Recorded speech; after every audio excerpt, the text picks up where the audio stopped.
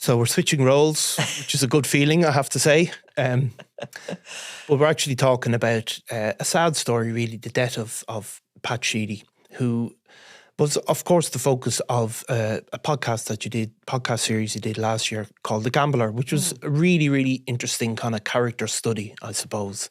But Pat has passed away just this weekend. Yeah, incredibly, I had heard from a relative of Pat's a few weeks ago that he was in Vincent's Hospital and he'd been diagnosed with cancer, the same when his own father died from this particularly aggressive cancer, and he kind of died very quickly. You know, some of those cancers that. Yeah. And Pat had got this diagnosis, and they didn't believe it was a terminal diagnosis because he had been very obese at one point in his life, and it was just explained to me because of that there was long-term effects from that, and they couldn't give him the treatment, or that's what the decision was made. Because he was a young man, like he's in his early 50s. Like he looked, and I met him, and he looked like he could be any age. He's one of those sort of guys. But I mean, an incredible life that he led, and not a simple life, I suppose you could say as well. Lots of complex bits to it. Why did you do a podcast on him, I suppose? So, Pat Sheedy was in prison. Yeah. He had been relatively kind of from a pretty middle-class, working-class family in Limerick. Yeah. Grew up in Moyross. Yeah. Very stable, ordinary home. Two other siblings. They'd all gone to school, finished school. He had actually gone on to get quite a good job as a salesman up in Dublin. He always sort of described himself self-deprecatingly as this sort of ginger teenager, awkward, a bit overweight kind of guy who didn't really fit in, but then did things to make sure that he was Mr. Popular. So he had sort of gone through life, but because he said he had this chronic gambling addiction, he said that resulted in him carrying out a series of frauds. Now, he had convictions, about 100 convictions by the time I kind of got in contact with him. And he presented in prison as this, he'd had this, the lowest moment was going to jail, that he was having this road to Damascus moment, that he was writing a book about his life and he wanted to do a podcast similar to The Witness, that he believed he had something to talk about around gambling. About being a compulsive gambler. Yeah, and the disease of gambling. Yeah, and how that disease had led him to being, committing crimes. A serial conman from an early man right up until, till his end, really. Yeah, it had totally marked his life, he said. And he would speak about the first time he gambled, which was 10 or 20 pence. And, he got hooked and he had gone on through life. He had a period of time that he had been in rehab and he wasn't gambling, and he was citing that as being crime-free. But really, as we got to know him, and I'll tell you a little bit about that in a minute, but it became really complex because it was like, is Pat Sheedy a fraudster or a gambler? He was presenting as a gambler who had committed crime to fund the habit. But as you kind of dug into it, it looked more like the addiction was the fraud, the scam, and the gambling was a sort of an aside. Yeah. He never really talked passionately about gambling or any particular big days out he had, and you always had to sort of drag that out of him. He didn't seem like a very good gambler. No. Not that many people are, but it became really intriguing sort of delve into the psychology of the guy. And of course, he had written this book, and he was obviously a talented writer because he started winning. While he was in prison, he was winning awards, wasn't he? Was it Listowel Writers' Festival, which is really the number one festival in the country? Like he'd done some, short story or something writing in prison. Had done a course in prison as part of his rehabilitation, and he had basically started penning his own life story behind bars. So Pat Sheedy contacted me from prison, you see. Yeah. And Lock in the house, was it? Yeah, but from the beginning. From the beginning. And I have to say about Pat, he was a danger to nobody but himself. Yeah. Right? Yeah. He really was. And he got himself into some very tricky situations. But he was in prison and, basically I get this phone call one night, a number I didn't know, which mostly I don't answer, but I did answer this. Or it was a text perhaps. And it was purporting to be from a prison officer who told me that there was a guy called Pat Sheedy, that this was his number and that he might have some information for me about Brian Kenny. Yeah. You following? Yeah. Brian Kenny would be the gangland killer who Joey O'Callaghan's evidence put away. Yeah. The witness, right? Which obviously the story you're so deeply associated with. Deeply associated with, but also I always like, and if anybody out there knows anything, information around Brian Kenny, his, where he is in the prison system, how he's getting on, just like to keep my eye on where he's at, as he constantly was looking for parole. And at that point, he was looking for parole to get out, and Joey was being issued with Garda information messages that his life was in danger. So it was obviously something I was going to make the call about.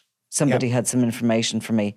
So I make the call and I say, hello, Pat, my name is Nicola Tallant, which, if you're in prison, you're getting a call from somebody saying their next time could be a bit terrifying. Yeah. And he sort of hung up. And then he rang me back and he said, sorry about that, I was really nervous, and where did you get my number from? So I didn't obviously want to tell him. It was a prison officer that gave me the number. Yeah. A prison officer who I didn't know. I just accepted on face value that this was a prison officer. Anyway, then he started talking to me and he told me stuff about Brian Kenny and all the rest of it. Now, after a time, as I got used to Pat Sheedy and as I got to deal with him a bit, I realised that whole beginning was a scam. Yeah. He was the prison officer. Yeah. He sent me the text from a phone to give me his number. He pretended he was shocked that I was ringing him and where did the number come from and all the rest of it. And he wanted to get into my head because he knew I'd call about Brian Kenny. Yeah. He knew how connected I was to the story of the witness. And he ultimately was looking to get in contact with me so as he could become the next witness. Yeah, so he could develop a relationship with you, and then when he was ultimately fully out of prison, that he'd be in the position, he'd write this book, and it was his stated aim to be, and it's in the podcast, I think he even says it, that he wanted to become kind of a spokesperson for, gambling recovery or whatever. Yeah. Now, the great thing about that podcast is, that, for a start, the frauds are fascinating that he commits, and he talks about them, certainly the ones in the past, really openly. Like fraud is a really funny crime, isn't it? Because there's obviously people on the internet, fraudsters, and making millions, but his crimes were of the most small scale and the most deeply personal types of frauds. So they were, they often took ages. And he'd only walk away with 500 or 600 quid. Yeah. For the amount of work he was putting into it. He wasn't even on minimum wage for this sort of stuff, But at some of them, he was actually earning decent money. He was a salesman and he was still committing these frauds. A lot of them were around tickets for sports events. Yes. Rugby and soccer in particular. Mm-hmm. He was a big sports fan. He had, at one point, told me that he represented some young Munster players, kind of negotiations to go into those professional UK clubs. He'd sort of get his hands on tickets. Yes. And either sell them multiple times or never pay for the tickets. But the funny one was he'd get his hands, say, I think it was Spurs were in the Champions League, and he'd get tickets and he'd get tickets and sell them to people. And then he'd go back and get tickets for the next match and sell them to people, totally legitimately. And then it'd be the third match where they know him. I think one of them was a Champions League semi-final or something. Yeah. And then he'd rip them off. They'd fly over there to wherever, I think it was Spain, and wait for their tickets. And they'd think, sure, why wouldn't you pay for them? It's worked out the last 2 times. And then they realise this guy has gone to grand. And then he'd tell a whole load of lies. And he'd continue to answer the phone after they'd sort of cut the tickets. And he'd come up with a big, long story about, He got arrested. Was it something he got arrested? It was always a big drama. He had a niece with him and something happened in a concert and he'd tell people he was down the street and he wasn't. And it was Walter Mitty stuff. Really complex scams around, sort of, he had this particular one as well. He would say that he was, a salesman, which he was, travelling, and that he'd lost his wallet and his passport or something like this. And he would go to actual business clients of his business and ask them for a loan of 500 quid and he'd pay them back. He wouldn't pay them back. Because they were all kind of small. But also, a lot of them were people that he had maybe didn't know massively, but he had some sort of personal contact with, which even criminals sort of struggle to do. Like they want to rob strangers and not feel bad about it. So, I mean, there was one gentleman in Limerick that he was into horses, and he pretended to him, I think, that he was working for RTE and they were filming and needed to borrow a horse box. Yeah. So this guy gave him the horse box, and sure, he went off with the horse box. Yeah. And he ended up, he couldn't even sell it. So he ended up just abandoning it and more. But this whole thing was so elaborate. Yeah. You know, he'd go into phone shops and say he was working for RTE and he wanted to borrow these phones, or could he drop them back? It was just for a scene. Yeah. And he'd steal a phone like for 700 quid. But he kept getting caught. Because there was nearly always a way for him to be caught. Mm-hmm. So with the tickets, I can't remember exactly, but he's using his own name and his own number. And then he delays it. He says, I'm going to pay it back. I'm going to pay it back. He might even pay back a bit of money and say, I'm getting the rest. Yeah. So it could be a year later, they'd go to the guards and they'd say, well, it's Pat Sheedy and he lives there and this is his phone number. And then he'd be caught. Yeah. So he wasn't even likely to get away with them. But he did sort of say that he kept the amount small because people would often be too embarrassed. They'd feel foolish. They wouldn't make the complaint. When the amounts were small, people, you know... And write it off. Yeah, and even the police would sort of go, oh, you know, his opinion was they couldn't be bothered. But I think as his reputation grew, they certainly could be bothered. So when did his reputation, when was his first kind of custodial sentence? It was when he was in his late teens, was it? He was getting in trouble pretty early anyway, wasn't he? No, his custodial sentence, he had one, not in his teens. There was one custodial sentence. I think he got a suspended sentence for it. It was 18 months or something, and he ended up appealing and he got it suspended. But the real only sentence he got was really when it was 2020, actually. It was COVID time, because he had to wait outside the court. And he was brought in and he'd really used up his cards with the judges and all the rest of it, and all these convictions he had and suspended sentences and fines and appeals. And coming to court and saying that he was a gambler, he was going into rehab and he wasn't gambling, and here's my... references and all the rest of it. He knew this time that he was going to jail, and sure enough, he was sent to jail. So it was firstly COVID, and secondly, he was at that point, he described himself that he was literally sitting in a room all day long and all night. He said he was gambling at night, like in China and various places in different time zones. Excuse me. And he was eating. Yeah. And he was so obese. Now, he was, God love him, he was huge at that stage. Very unhealthy, very unhappy. And he was jailed. And he sort of thought jail saved his life at that stage. Went into Portlaoise. And of course, as he's building this relationship with me in the beginning on the phone and telling me stuff about Brian Kenny, and I can say this now because he's passed away, but he was also telling me stuff about Freddie Thompson, and Desi O'Hare was his great pal. Yeah. Desi O'Hare looked after him in Portlaoise, and Freddie Thompson was an idiot. And, you know, he was telling me things and buttering me up, I suppose, in a way. Now, I actually never used any of the information because I thought it's a bit dangerous for him, like, you know, and, you know, he'd often tell me stuff that probably would be of interest in the story, but I was a bit, you know, I mean, the only time I ever met him, I met him when we were in Limerick ourselves, and he popped along. We was at one of our shows. Yeah. And I think he was on day release, was he? He was. He wasn't supposed to be there at all. Like, he was kind of mad. He would get the day release from that Lockett House. Lockett House is up in Cavan. And he'd get the bus down home, and he was living with his mum who had dementia at the time. And she kind of, it was sad about that because he was at home with her and he'd say to her, I'll see you, Mum, I'll see you tomorrow, or I'll see you later or something. And he would go back to prison, but she didn't, she wasn't totally engaged that he was in prison. So he'd get the bus down home and he'd go for a few pints in Limerick on his day release, and he was coming up to getting his full release, you know. But yeah, one of the days he was on day release, we were having a show and I said to him, sure, come along, you know, kind of half. Yeah.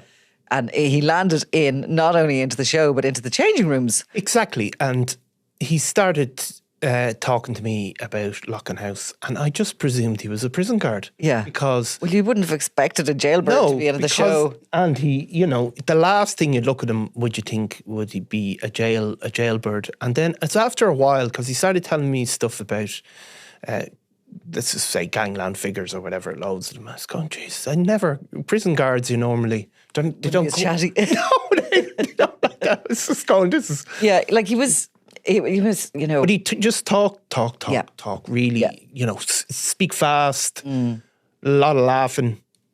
Do you know what I mean? Like, and he was telling the stories about the gang. It wasn't so much this guy is bringing in drugs. He was telling me some story about some guy slipping on the bus or something. Yeah. Some gangland killer, and it was a funny story. Yes. So he was engaging. He was engaging. And then, of course, as I said to you, he started doing the writing in prison, and it was the Listowel Writers' Festival. He was awarded the prison, you know, fiction writer or whatever. 2 years in a row he won that. We had started recording with him while he was in prison, because one day we drove him back to prison. We were in the car. It's probably on the podcast. And we're coming up to Loughlin House, you know, and he's in the front seat.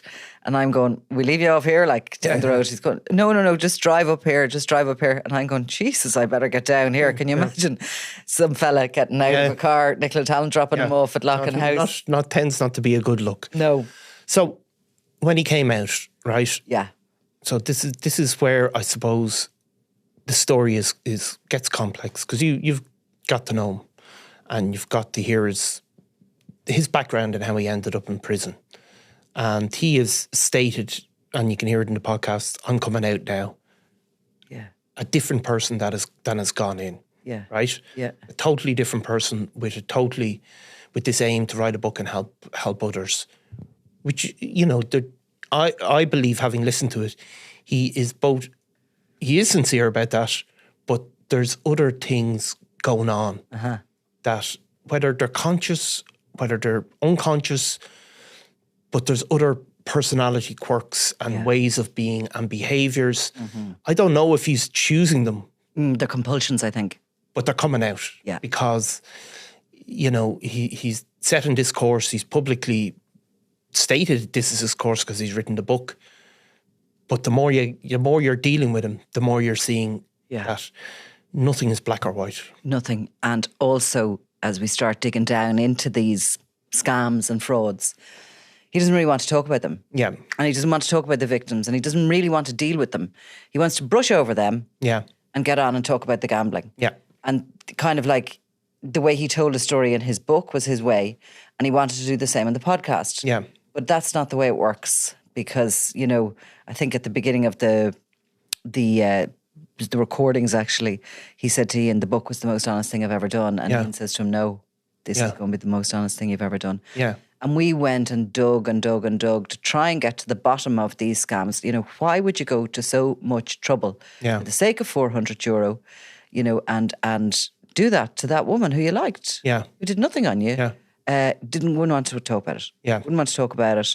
And then you're kind of trying to go, you know, how did that equate with the gambling then? I mean, the 400, how long would that last you in gambling? And, you know, when were you gambling? And he was also kind of, to me, and actually we spoke to Dr. Colin O'Gara in the John of Gods about it, and he does have a good description. He has a good understanding of somebody like Pat. He didn't talk to us about Pat because he didn't know him or wouldn't have had him as a patient or whatever. But, you know, he does describe that as a disease, gambling as a disease and a compulsion. And some people can have that, but coupled with other compulsions, which would have been the scamming and the blagging and whatever. He was always able to go for a pint. He had no problem with the drink or anything. No, which of course you don't have to, you know, while there is definitely a sort of some people have both. Well, I always used to think that, maybe naively or something, I think gambling slightly goes with the pub and drinking. Yeah. You know, there is that culture really, isn't there? And I would have thought if you were a compulsive gambler and you were trying not to, that going to the pub where there was races on the TV and stuff would probably not be a great idea. No. But he was always able to do that and it never bothered him. However, the food could have been another compulsion, probably because, you know, even at a very early age, he was, you know, extremely overweight as a result of overeating. But I suppose what you got to is the point at which did he know the difference between the truth and a lie, or, you know, because that's really what you get in the podcast, isn't it? Where, you know, you get to come to the conclusion that he's never fully telling you the truth about anything. Yes. And a lot of them are silly little lies. Things started to become a little bit uncomfortable because, you know, he'd make an arrangement and then he'd ring with a big drama. Yeah. And it couldn't happen. And we all know people like this, by the way. Yeah. And then you kind of get it under your skin that you're being lied to, and then you think everything's a lie, or you're questioning everything, and then he's insulted. Yeah. So you get into this very bad kind of period with him that, you know, maybe if he is, the times he's telling the truth, Yeah. he's deeply insulted that you have accused him that he might have lied, even though he's told you 10 lies before that, you know, been caught out in it. So it's this really complex kind of thing, difficult, I often thought, because he'd had a couple of lengthy relationships over his life. And I was just thinking, can you imagine being in a relationship with somebody like that? Yeah. How, you know, tear your hair out that must be. Yeah. Particularly for some black and white person like yourself who doesn't even bother lying to save people's feelings. But that's the way he was, isn't it? If he's in front of you, he's going to tell you what he thinks you want to hear at that moment. Yes. And then if he goes out the door, he's going to tell the other person what they need to hear. And there was a cleverness to that you had to admire, because he could weigh you up. Yeah. And get into your head a little bit about what was really going to grab your attention. Yeah. So as the podcast is being recorded and you're coming to the end, it becomes, I suppose, clear to you and to him that you're not going to be able to tell this sort of before and after story, before the horror, gambling and fraud, and the after, this, this new birth. And he becomes aware that because you're sort of, pointing out inaccuracies. How did he react? Not well. Yeah. Didn't like it at all. Really uncomfortable about it. Sort of turned and accused me of being like in it to sort of turn him over, destroy his life. And I'm like, oh no, I'm definitely not still here for that. Yeah. Just trying to understand you, and Ian as well. And it was like the producer, but he also sort of reports a lot on. Yeah, and it was quite weird, his logic, because like he came to me. Yeah. And he was the one who wanted to do this. But then when it wasn't going his way, it was in his head as if I had entrapped him or something. Yeah. Yeah. But like he wouldn't be angry. No. He would just be uncomfortable. You wouldn't get anywhere with the conversation. He'd shut it down. He would get into this very negative place about himself. I was only trying to do this, and I can't do anything right, and I can't do anything good. Kind of almost sort of arrested development type thing. A bit kind of immature, like you might get from a teenager, maybe. Yeah. And bury your head in the sand. And he just thought that, we had put in about 2 years of work into this at this stage, and it was coming out. Yeah. It was happening, but he was of the opinion you just bury your head in the sand and it'll go away. Yeah. And I'd say that's how he actually had probably conducted himself through life, and how he ended up in prison. Yeah. The lack of foresight, I suppose, for all of his intelligence and that inability to face up to the reality of a situation. And also understand that you might get away with the lies, but eventually you're going to be caught out. Yeah. So it comes out, he's not happy, but the communication is sort of stopped. And then another story kind of comes out, doesn't it? I think it was Ali Bracken, who's, obviously been on this podcast many times. She has this incredible story really about him. I'll let you tell. Well, I mean, it was December of 2024, that was. So, the podcast was out, was flying high in the charts, was doing really well. And he was, for all intents and purposes, had his book out. He was actually, at that point, talking to government departments about gambling. He was getting himself to a position where he was going to become, the go-to man for advice on gambling legislation and everything around it. And I was sort of just like going, something's going to happen here. Yeah. And then Ali Bracken came up with the story. I'll read you the first bit of it. Okay. So, serial conman Pat Sheedy is under investigation over claims that he defrauded an organisation by impersonating a senior aide to President Michael D. Higgins. Yeah. The fraudster, who has over 100 criminal convictions, is now the focus of a Garda probe into an alleged fake trip to Norway to inspect prisons. Sheedy, who recently published a book about turning his life around after overcoming a gambling addiction, is again facing arrest. Yeah. And it's just, poor old Pat, now that was the story of his life. Yeah. You know what I mean?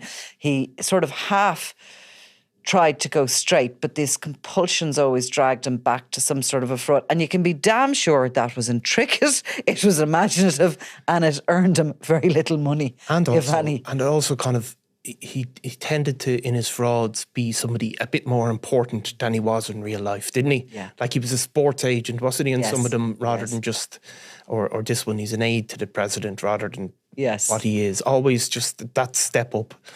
So, of course, he never admitted to any of that and will never faced any criminal charges and never will. No. Because obviously he got really, really sick. Yeah, yeah. Um, I was shocked, actually, to be honest with you, when I heard that he was sick. You know, you always are. You don't expect younger people to no. die at all, but I know we all do. But and I was sorry to hear it, because he didn't have much joy or happiness in his life. Do you know what I mean?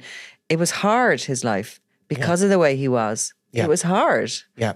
You know, he couldn't develop relationships. He had some friends who sort of accepted him for what he was, I think, and thought he was a bit of fun, but he just didn't have much of a life, you know. And it was whatever psychological that probably couldn't be fixed. Well, maybe it could, but certainly it wasn't. It was so deeply embedded in his personality that, Yeah. and so when he was sick and he ended up in hospital, his family did make contact with you. How do you think, you know, did Pat hold a bad feeling towards you at this point, do you think? I don't think he did, no. I mean, I was no longer this is the way he was. I was no longer useful to him. Yeah. So he wasn't ringing me up every hand's turn with a story or a bit of crack or telling me everything he was doing, which is totally acceptable, you know, that this happens when you finish a job thing or whatever. But no, I don't think he held any grudge. And when I did, as I said to you, sorry, did I say this to you, that I was going to go and see him actually, but then I had got sick and I couldn't travel. Yeah. So it was only a couple of weeks ago. Yeah. And I couldn't make it to Limerick, where he was in a hospice at this stage. And I had sort of said to his relative who I was speaking to that I would get down as soon as I was back up and moving as such. And really it's only this week that I've been kind of back on your feet, driving and stuff. And he died. You know, so quick. I know when people are in hospices that they don't hang around waiting for you to get better and be able to drive again or whatever, to get down to see them. It's a bit silly to consider you can say to someone, I'll see him in a fortnight. But I really didn't. I was really, really shocked. Yeah. And that, do you know, in a way, I was shocked. I hope this doesn't sound too terrible, but I was nearly shocked that it was true. Yeah. Yeah. That it wasn't in the back of my mind, somewhere I was like, is he doing this? Is this something he's... The way to get out of trouble maybe, or whatever. Yeah. Yeah. But, you know, all of that we've said, and obviously his criminal past is always going to be that association. But I'd say if he sat down beside you on a bus and he started talking to you, anybody would like him, wouldn't they? Well, he was a character. Yeah. Undoubtedly. And he was never going to do you any violence or harm, but he might do it to your head. Yeah. Because people who get defrauded by these sort of con men and stuff, I think they're left really, really rattled. And victims can sometimes have been scared of him, but more so they were just, a lot of them we spoke to over the years who he had, you know, unreasonably defrauded of even a small amount of money, but they had trusted him and they ended up questioning their judgment, beating themselves up over it for being stupid. And for years and years and years, it would torture them. Yeah, because there was that personal aspect to it as well. Yeah. Because he had, like, some of them were probably strangers, but a lot of them were neighbours or people that he had contact with or through businesses. So it you know, it's not an impersonal crime. It's actually kind of a personal thing. Knowing what he was as well, you sort of always had to have your guard up a little bit, because even like over the few years when we were working with him, he was you know, you'd be grand and you'd be thinking, oh, this guy, and he's not gambling now, so he's not committing any crime. And the next thing I'd find myself kind of trying to find tickets for him for something. Yeah. What's he doing? I'm not getting him tickets for this. Yeah, You know, this is back to his old days. You were always had to be a little bit on your guard. It was like he couldn't help himself. What is that fable about the scorpion and, is it the scorpion and the frog? Yes, where the The scorpion scorpion's on the frog's back and they're being because he needs to get over to the other side of the river. But if he stings the frog, they both die. Yeah, what it is that the frog and the scorpion both want to get across the river. Yeah. And the frog says to the scorpion, jump on my back and I'll bring you across and I'll swim you across. And they're swimming across the river and the frog feels this sting on his back and he's going to die. And he says to the scorpion, why did you do this? You're going to die as well. You're going to drown. And the scorpion says, well, it's in my nature to sting things. And in a way, it doesn't matter if it's self-destructive. And I suppose it is a good analogy. Yeah, and that's what it was like. So anyway, R.I.P. Pat. R.I.P. Pat.